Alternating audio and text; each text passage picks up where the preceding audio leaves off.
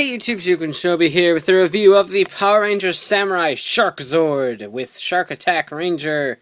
So here's a look at the package real quick. It's pretty much the same style of the other Zords. However, it doesn't feature any sort of peg hook, so these are probably all going to be sitting on a shelf as opposed to on the hook, unless the packaging style changes later on. So we have the Shark Attack Ranger here, which is pretty much just Mega Mode with some white feathery coat details here, and a new belt and some blue here, so that's neat. Jaden, because we'll see that later. Then on the back it shows everything that you can do. So here is the SharkZord.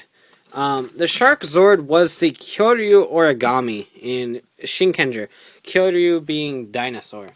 So, or like a beast of some sort. And so he is actually a dinosaur, not a shark, but he doesn't really particularly look like a dinosaur either. But last time I checked, sharks don't have feet.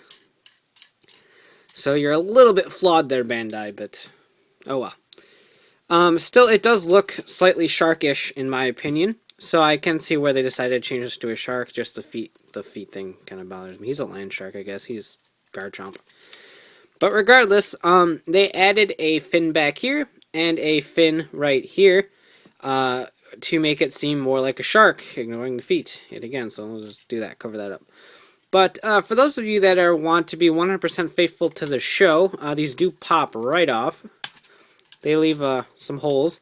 But now he is 100% faithful to his show appearance without fins.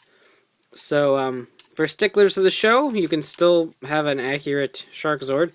And for people who like some imagination and accuracy on being a shark-ish thing, then you got the fins. And these do come off and act as weapons. So if we bring in Super Mode Red, he can hold on to these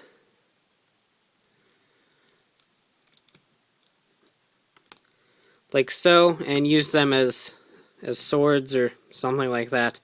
This one he doesn't really hold well at all, it just falls out of his hand. But you get the idea. So, taking him away, all this thing does is roll and extend. That's all. That's all it does. So, get these back in place. Another cool thing that this toy comes with is a origami SharkZord. I find it weird that they used origami considering how they refuse to reference anything Japanese and samurai. But here he is, all put together. Obviously, he holds together pretty well. I mean, you don't squish him or anything like that. It'll probably break. But they did use the American molding with the fins on it. Again, you can't take the fins off this one, so you're kind of stuck like it. But it is pretty cool. It's not colored on both sides. It's colored there, I guess. But so don't flip it over by any means. But it is pretty cool. Apparently, the re-releases of the Tiger Beetle and Swordfish come with origami versions of them as well. So if you haven't picked up the Zords yet and do so, you'll get little origami versions of them as well. Plus figures with removable helmets. I guess that's a plus. It's up to you. But I like the little origami guy. He's pretty neat. Yay for bonuses. I do like them, by the way. They look pretty neat. So, move him. He rolls and extends. That's all. That's all he does. That's his features. He comes with the Shark Attack Ranger, like what we said. It's just Mega Mode, but with the Super Mode coat up here, but not down here. Some blue and a new belt buckle. He's got the Mega Blade with the black box morpher attached to it. That's what I'm going to call it right now because that's what the toy is labeled as. I don't know if they're going to name it anything else in the show. But the black box morpher right here. And overall, he looks pretty neat. I hope we get a 4-inch figure of the Shark Attack at some point. Because I do like the way it looks. It's a nice blend between the Super Mode, Super Mega Mode actually, and the normal Mega Mode. So that's pretty neat. And then if you take off his helmet, it is Jaden underneath there and a zombie face. He stares into your soul and eats your babies. But they did a pretty decent job of capturing Alex Hartman's face. It is kind of scary, more so than Jaden ever actually is. But they definitely did a fairly decent job, I think. And then you just put the helmet back on over his face. It does make his head look ridiculously large in this mode. Like Dawson said, it kind of makes the figure look like a female body compared to the like a male-sized head sculpt, but I think it looks okay. And technically, he shouldn't have the Mega Blade. He should have the this guy, the SharkZord. But oh well. And he can peg right in here and gallop away on his SharkZord. Hooray! But yeah. So we'll get rid of him, and this guy is compatible with two things. He's compatible with these guys, the Beetle Zord and the Swordfish Zord, to make something the instructions refer to as the Samurai Shark Wing. So you can kind of see where we're going with this. So take the Beetle, flip this around, peg this right up here, take this off, peg this up here on the Swordfish, right here, and then on these pegs right here on the SharkZord, just peg in the Swordfish, peg in the Beetle, and there you go. So they still get all of their little rolly gimmicks and stuff. This is the Samurai Shark Wing. As far as I know, it won't be in the show, because it was never used in Shinkenger, so if it does show up in the show, it's 100% American.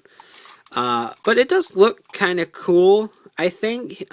It doesn't have the fluidity to it that the Tiger Zord being there does. But it still looks pretty cool because these are all kind of pointy. Granted, they're not lined up. They kind of look more like a cell phone strength bar. But they're all kind of pointy, so they all got that going for them. Beetle doesn't have a tail, so he looks a little bit out of place, but I think overall it looks pretty neat like this. So this is the Samurai Shark Wing. And then, of course, he wouldn't be a Zord without some sort of compatibility with the Samurai Megazord. So here is the Samurai Megazord, all up in here. We're going to pan the camera as far up as we possibly can because that's where all the action takes place. Nothing happens down in the feet area. So we're just going to leave him here, take his helmet off, store it away in the Dragon Zord like I have already. So take this guy. You can do one of two things. Well, first of all, take these leg pieces off, these front leg pieces, and then these form together to make a helmet of some sort. And then that just plops right onto his head. There's a slight click. It does stay in place. It's not going to fall off, even though it does feel very loose. But so now he kind of looks like an Indian chieftain. And now you can do one of two things with this. First of all, extend it by pressing the button right here. And you're pretty much good to go there. And you can either take these off or leave them on. I prefer just to leave them on because I don't really see a reason to take them off. So I'm just going to leave him on for the purposes of this review. But pop him right into the hand. You just pull out the lever right here. I don't know if you've seen that well enough. Pop out the lever right there. Plop it into his hand. And there you have the Samurai Shark Megazord. So he looks pretty cool. I mean, granted, he should be holding the sword from down here at the hilt as opposed to there. But that's the way the Japanese toy was designed, which I will show off in a second. So this is pretty nice. It's a very basic Megazord configuration. He just gets a hat and a sword. Nothing additional. There's nothing additional in the Japanese version either. As you'll see in a minute, the Japanese version is huge. And this is actually... Well, you'll see it when I show it. But overall, I like the way this looks. It's fairly sleek. It's fairly streamlined. The sword looks pretty nice. And, yeah, I think it looks pretty nice. So we're going to go ahead and move him away from the action. So here's the Kyoryuu Origami. I just made him make noise. I never actually reviewed this guy. I might now that I have the American version. I don't know for sure, but yeah. So I never actually reviewed him, but here he is, the Kyoryuu Origami. He is the size of the deluxe Shinkenmaru. So as you can see, I can hold him right here in my hand. And he is a fairly decent-sized sword. And he does have the mirror spin gimmick, as you can see there. And he was quite expensive and very large to ship. He's also quite dusty. But basically how this one worked is you took his back legs off, which are held together like there, and that acted as a base. And then you took these parts off up here, which are also on a button.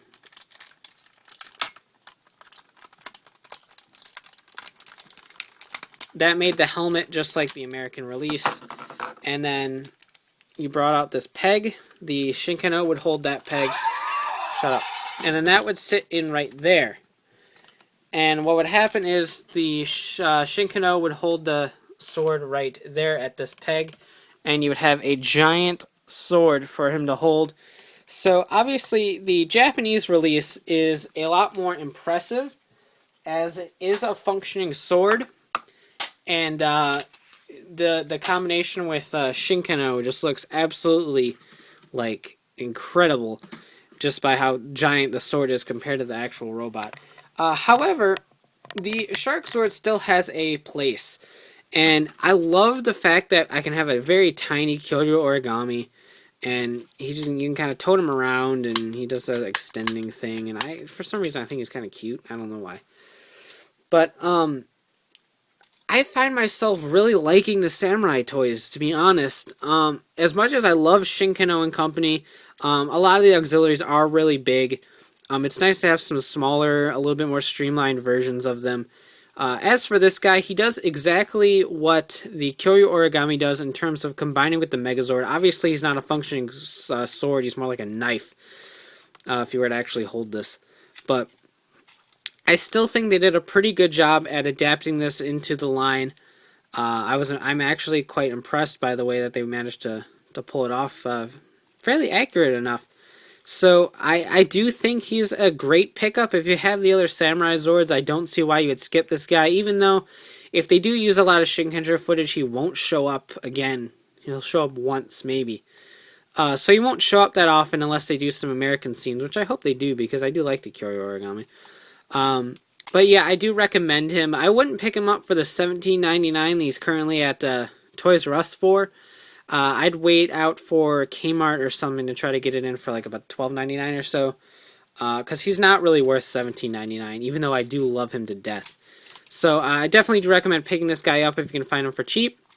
And overall, pretty nice job, Bandai. I don't know why this line really grew on me for some reason, but I like the miniatureness of it. I don't know. Whatever. Cool toy, regardless. So you can check out ShukaShinobi.com for all the latest updates on my reviews, and of course check out RidersRambles.com for all the latest token news in the craziest way possible. So take care and have a great one. Bye.